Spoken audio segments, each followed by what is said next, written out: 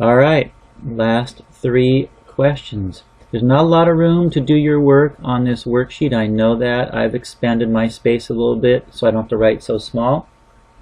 So you might have to squeeze this answer in.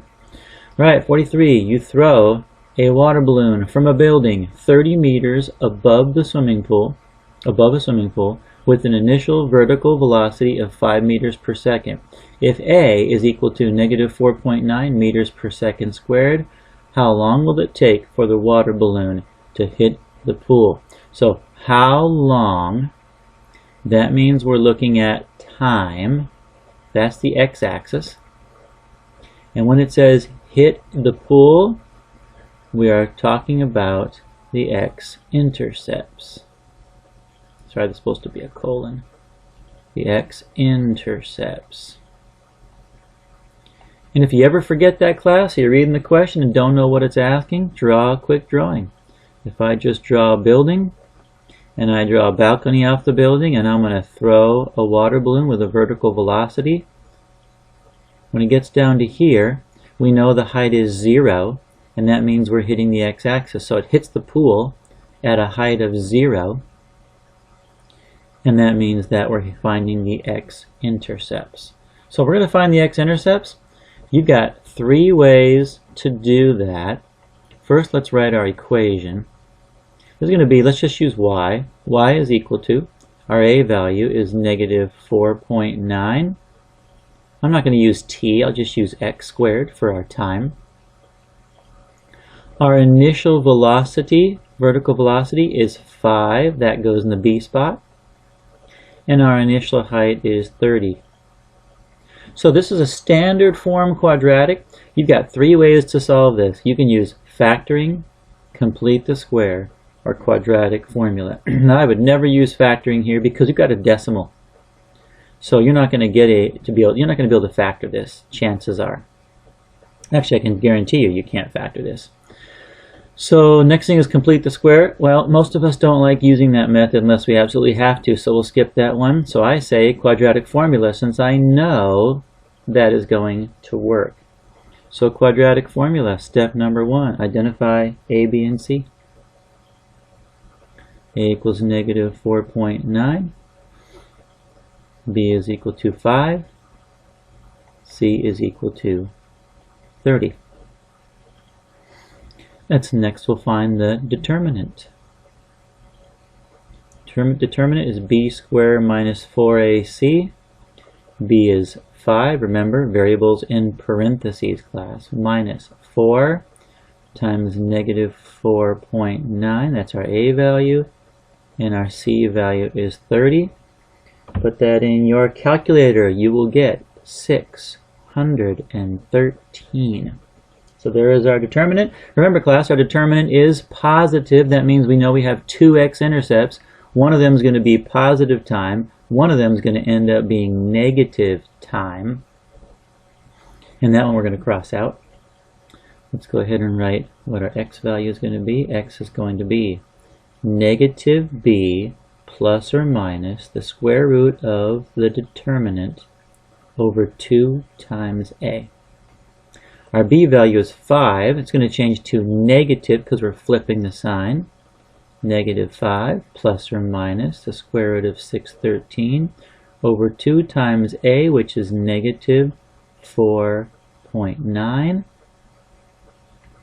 And let's finish simplifying this. This is negative 5 plus or minus the square root of 613. 2 times negative 4.9 is negative 9.8. So we found the equation or the formula for our x-intercepts. Now I'm not even going to try to find the square root of 613. It probably is not a perfect square. Maybe it could be, but really class, in the end, if we're just looking for x-intercepts and all I care about is the number of seconds, that means I'm going to convert my answer to decimal. So I don't have to worry about simplifying that square root. Let's just go ahead and go right to our solutions.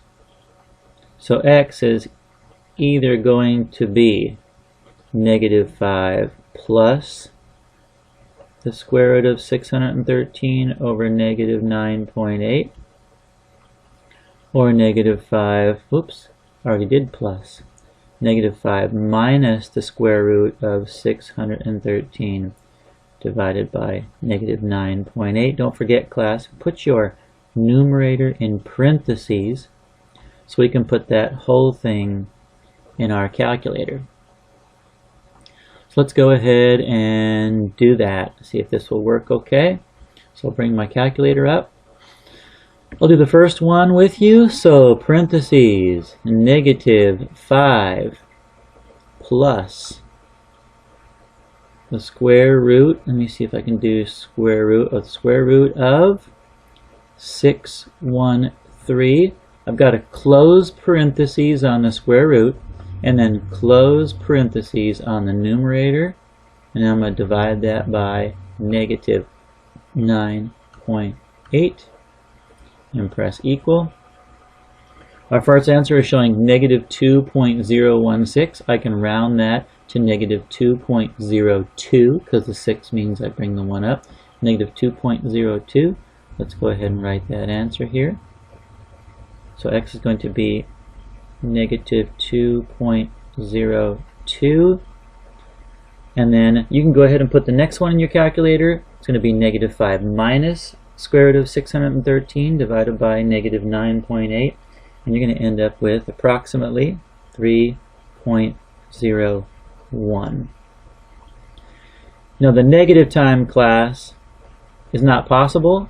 So the only possible answer is at 3.01 seconds. So the way you're going to write your answer is going to be, how long will it take for the water balloon to hit the pool? It will take the water balloon 3.01 seconds to hit the pool. I'm just going to put a note here. Write sentence here. It will take the water balloon 3.01, you can say approximately 3.01 seconds to hit the pool. Number 44. Oh, it's the same question, different numbers. You throw a water balloon from a building 100 feet above a swimming pool with initial vertical velocity of 15 feet per second. If A is equal to negative 16 feet per second squared, how long will it take for the water balloon? How long? That's going to be time, that's an x value. To hit the pool, it's going to hit the pool at h equals 0, so we're looking for x-intercepts. By the way, up here, don't forget, class, this is in meters. That means our final answer is going to be in meters. This question is now in feet, so our final answer is going to be in feet. You set this up the exact same way. Identify your equation. Y is equal to, now we've got negative 16 for our A value. Negative 16, starting to write messy, it's early in the morning right now. Negative 16 x squared. You can write t squared if you want to. Plus, our initial velocity is 15, that's our B value, and our initial height is 100. Class, I'm not going to work out this entire solution for you. I expect you to do that on your own. Let's just go ahead and tell you that when you get down to the determinant for this problem, you're going to get 6,625. And when you get your final solutions are going to be x is either equal to negative 2.07 or 3.01. It's actually very close to the other question's answers. And we can also decide, we can cross off the negative time, that's not possible. So our final answer is going to be 3.01 seconds. And I'm not sure why I circled feet in meters now, because even though this is meters, we're actually figuring out the x-intercept, and that's going to be in seconds. So our answer here will be 3.01 seconds. It's going to hit the pool in 3.01 seconds. And this one's going to hit the pool also in 3.01 seconds. What I should have been circling is seconds. There's what we're going to be using is seconds here. And then the previous question, we're also going to be using seconds for our final answer. All right, last one. A little bit trickier, but not so bad. And of course, you're going to write your final answer in the box. Number 45. Your friend shoots a basketball. If A is -5 meters per second squared, the initial height was 2 meters, and the initial vertical velocity was 10 meters per second, at what times, there'll be two of them, will the ball be 3 meters above the ground? Now class, we are now not looking at hitting the ground. So technically our equation's not going to give us the x-intercepts, but watch how you can use the quadratic formula to solve this one anyway. We've done this one before. Something like this. Y is equal to our A value, it says, is -5. And then we're going to go ahead and plug in our time, which is x squared, plus our initial vertical velocity is 10 meters per second, so 10x, and our initial height is 2. Now, we're not going to set y equal to 0. Up here, if you take a look at these, one of the things I didn't do when I solved for the quadratic formula was, if I'm going to find the x-intercepts, I'm going to set y equal to 0. That was actually one of the steps to using quadratic formula. I skipped that. So let's just make a little note here that this y value is equal to 0. Y value is equal to 0. Then you can use quadratic formula. Same thing here. You need to set y equal to 0 in order to solve this. So class, on this one you should write -16x squared plus 15x plus 100 equals 0. In fact, I'm going to do that now on this one. -16x squared plus 15x plus 100 equals 0, because we're looking at where the water balloon reaches the ground, which is the pool. In this case, we don't want y to be 0. We're not going to hit the ground. We want to know where it is 3 meters above the ground. And that means you're going to set y equal to 3. Equals -5x squared plus 10x plus 2. Let's go ahead and reverse that. Let's write it as -5x squared plus 10x plus 2 equals 3. Now, we can't use quadratic formula yet because we don't have one side of the equation equal to 0. So in this case, we're going to now have to move the 3 over. And our new equation is going to be -5x squared plus 10x. 2 minus 3 is -1. And now we can identify A, B, and C and solve using the quadratic formula. A is -5, B is now 10, C is equal to -1. The cool part, class, is we will find the solutions to this problem, and that will be the times where the ball reaches 3 meters. I won't do the work for you except for just to show you that your determinant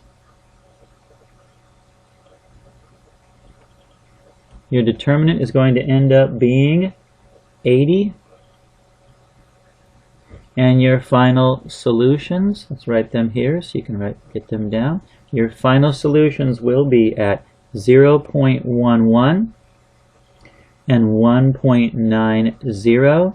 So the basketball, when you shoot it, is going to go up and back down again. Actually, let's make it look like an actual shot before I stop this.